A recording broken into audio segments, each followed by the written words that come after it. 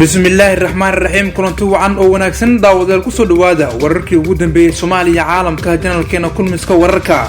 qodobada maanta ugu waaweyn aad ku daawan doontaana waxaa qayb ka noqon doona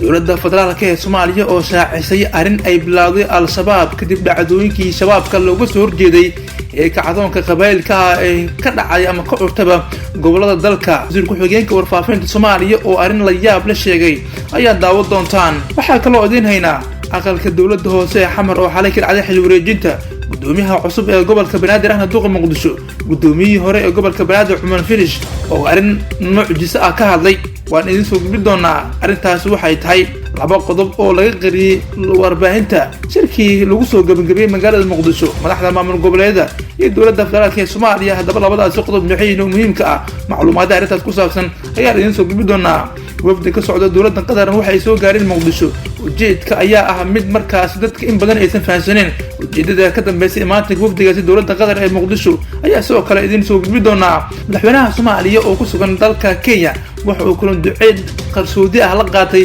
ra'iisul wasaaraha dalka Itoobiya Abiy Ahmed waxyaabaha ay ka hadleen ayaa sidoo kale idin haynaa qodobadaas ayaan ku faahfaahin doonaa iyo wixii kale oo nagu soo kordha fadlan haddii aad nagu sabtaa subscribe ka saaro gambalkana furo una share ganay saaxiibada meel kasta joogaan adigoo commentiga laagan ay noo reebaya aad baad u mahadsantihiin aynu ku bilaawno wasiir ku-xigeenka wasaaradda warfaafinta ee Soomaaliya Cabdiraxmaan Al-Cadaala ayaa si faahfaahsan uga hadlay howlgallada ka dhanka al-shabaab ee kacdoonka shacabka ee ka bilowday gobolka Hiiraan iyo Galgaduud ee bartamaha Soomaaliya Al-Cadaala ayaa shaaca ka qaaday in kooxdu wajahayso cadaadis xooggan oo ciidamada dowladda iyo shacabka ugu imaanaysa balse hadda ay bilowday al-shabaab xeelad cusub jideynayso dagaalka ka socda wasiir ku-xigeenka warfaafinta ayaa sheegay in al-shabaab ay bilowday isku dirka beeraha isla markaana ay jiraan dad ay lacag ay ku siisay arrintaas si ay iskaga horkeeyaan beeraha Soomaaliyeed sidoo hadalku dhigay wasiir Al-Cadaala wasiirku wuxuu taa ku daray inay ku raajoogaan dadkaas isla markaana ay qaadi doonaan tallaabo adag oo sharci waafaqsan waxa uu kaloo xusay in hay'adaha ammaanka ay la socdaan arrintan isla markaana ay wadaan dabagal iyo baaris si looga hortago qorshaha kooxda al-shabaab ee waddo sidoo hadalku dhigay hadalkan ayaa ku soo hadaya iyadoo weli dhaqdhaqaaqo military iyo howlgallo ay ciidamada xoogga dalka oo kaashanaya maleeshiyaadka macuusleyda ee ku sugan deegaanada Hirshabelle iyo Galgaduud ay wadaan isla markaana ay ku doonayaan in dagaalka al-shabaab ay ku sii xoojiyaan dhinaca kalena haddii aan eegno saaxiibayaal shirkii dhawaan lagu soo gabagabeeyay magaalada Muqdisho ee u dhaxeeyay madaxda dowladda federaalka ee Soomaaliya iyo kuwa maamul goboleedyada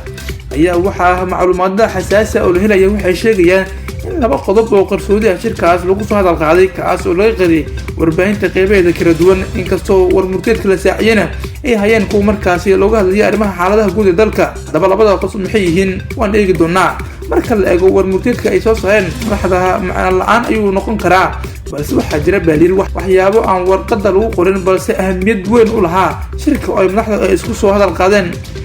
dadweynaha ayaa waxa ay sugayeen inuu shirka golaha wadatashiga qaran u jiheeyo kacdoonka ka dhanka al-shabaab laakiin sida loo dhigay qoraalka ay madaxdu soo saartay ma muuqan macno weyn fartana kuma aysan fiiqin madaxdu dariiq fudud oo markaas lagu sii karo beeraha hubka qaatay ama markaas lagu soo afjari karo al-shabaabka markaas dagaalka kula jira waxaa jirtay laba qodob oo si weyn isha loogu wadahayay inuu shirka taabto waana marunka lacag 100 milyan ah oo uu bixiyay bangiga adduunka iyo muddo kororsiga ay madaxda maamulada qaar ay sameeyeen inkastoo aan arrintaas warmurteedka looga hadlin haddana xogta qaar yani helay waxa ay sheegaysaa in laga hadlay qodobadaasi kala ah madaxda ayaa isku soo hadal qaaday xadidka maamul goboleed walbaba laga siinayo lacagta 100 milyan ah taas oo bangiga adduunka uu bixiyay maamul walba waxaa markii hore loo qorsheeyay 4 milyan oo dollar laakiin Puntland ayaa dhinac iskaga rajixday arrintaas shirka wuxuu is-afgarad markaasi ka gaaray in Puntland loogu daro 2 milyan oo dollar oo markaasi la gaarsiiyo 6 milyan waxaana kaloo soo dhawaad laga sheegay in maamul walba laga jaro 500 oo dollar oo Puntland markaasi la siiyo 6 milyan maamulada kalena la siiyo min 3.5 milyan oo dollar heshiiska arrintan lama dhameystirin wadahadalka ayaana ka dhiman laakiin ma jiro maamul diidan in Puntland la siiyo 6 milyan oo dollar damacaasina in wax laga jaro ayay muujiyeen maamulada sida uu xaqiijiyay mid ka mid ah madaxda maamulada oo aan markaas la hadalay waxay doonaysaa in markaa la eego howlaha ay gacanta ku hayso iyo da'da ay jirto inay markaas mar walba xaq u leedahay inay wax dheeraato maamulada kale warar dheeraada oo isla qodobka ku saabsan ayaa sheegay in maamulada qaar in 1 milyan oo dollar iyaga markaas laga jaro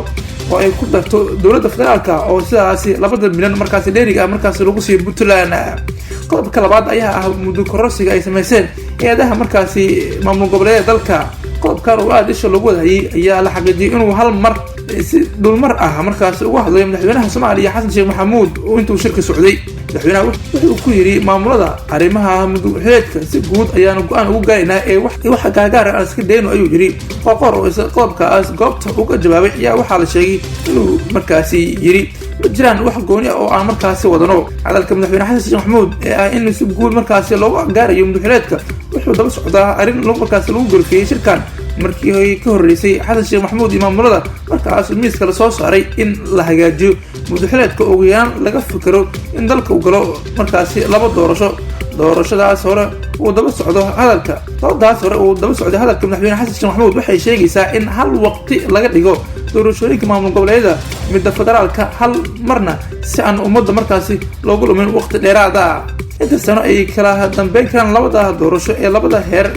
iyo sida markaasi loo maareyn karo in dhammaanba doorashooyinka maamul goboleedyada hal waqti laga dhigo weli lagama doonin. laakiin sida iska cad haddii lagu heshiiyo midaanta doorashooyinka heer maamul goboleed waxaa ka dhalan doona muddo kororsi ka badan midda hadda markaasi muuqata. qaybihii dhexe janalkeena kulmiska wararka ayaa isa soogaanay saaxiibayaal. haddii aad nagu cusubtaa subscribe-ka saaro gabraalkana furo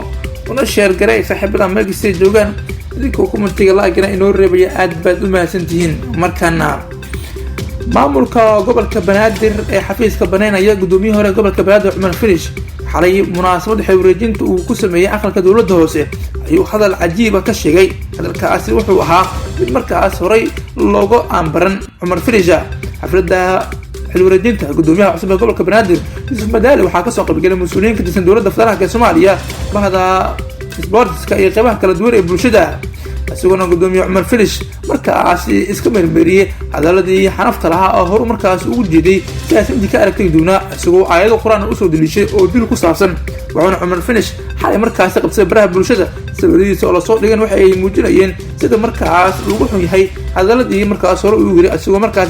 shalay weyn markaas ka muujinayay. dhinaca kalena wafdi ka socda dowladda markaas Qatar ayaa soo gaaray magaalada Muqdisho. wasaaraha Soomaaliya ayaa xafiiska u qaabilay wafdi ka socda hay'adda Qatar Charity oo ay ka hadleen si markaas loogu gurmo lahaa shacabka Soomaaliyeed ee abaartu ay saameysay. wasaaraha ayaa xusay in xukuumaddiisa ay mid koowaad ay siinayso gurmadka abaaraha iyo si mustaqbalka xal waara loogu gaari lahaa abaaraha soo laabta. wasaaraha ayaa ugu mahadceliyay dowladda Qatar mashaariicda ay ku taageerayso dadka Soomaaliyeed gaar ahaan dhinacyada adeegyada bulshada oo muhiim u ah dalkan soo kabashada ku jira. sidoo kale Xamse ayaa sheegay in dadka ay ka jiraan abaara saameyn ballaaran ku yeeshay nolosha dadka iyo dunyadaba loona baahan yahay inay gurmad degdeg ah markaasi la gaaro dadka inta aysan xaaladuhu kusii darin.